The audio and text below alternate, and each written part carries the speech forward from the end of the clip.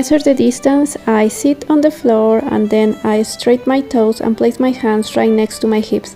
Then I move my hands to the same spot on the floor and keep up into the handstand. This way I know I have the right distance from the wall to practice safely and improve the exercise.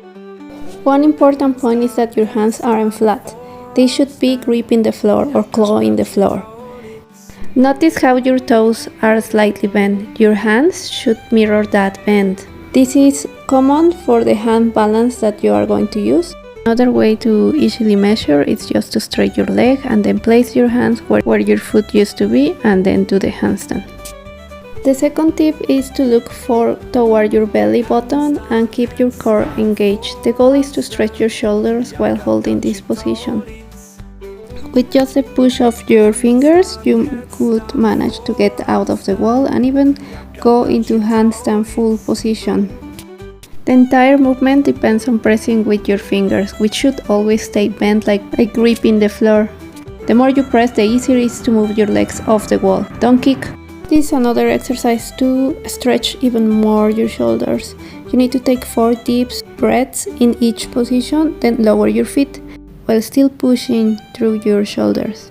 I'm still working on this myself. The Mexican pose also can be done in 4 arms. The idea is the same. You need to push in the middle of your shoulder blades in order to separate from the wall. There's also the facing the wall version Mexican pose. Place your hands slightly away from the wall, then let your legs hang. My coach shows this in the top left image. The farther your hands are from the wall, the easier it is to lower your legs more and deepen the stretch. If your lower back starts to ache, it probably means that you are not holding your core tight enough. Another variation is the stack Mexican pose. Here the front legs come closer to your chest, which helps with balance. My classmate Arturo, which happens to be a gymnastics coach, also adjusts my shoulder blades here, because I was still pushing my belly out too much, stretching my lower back instead of stretching my shoulders.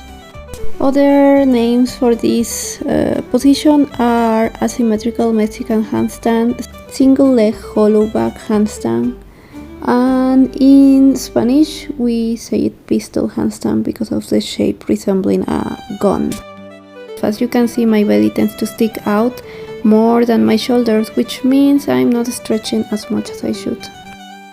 Here is the assist Mexican pose. For me it feels nice to stretch like this, but as soon as my legs are in support, my lower back aches again because I lose my core engagement. Finally, here how I am attempting to balance, and sometimes I'm holding it, but not with the shoulder stretch that I still need.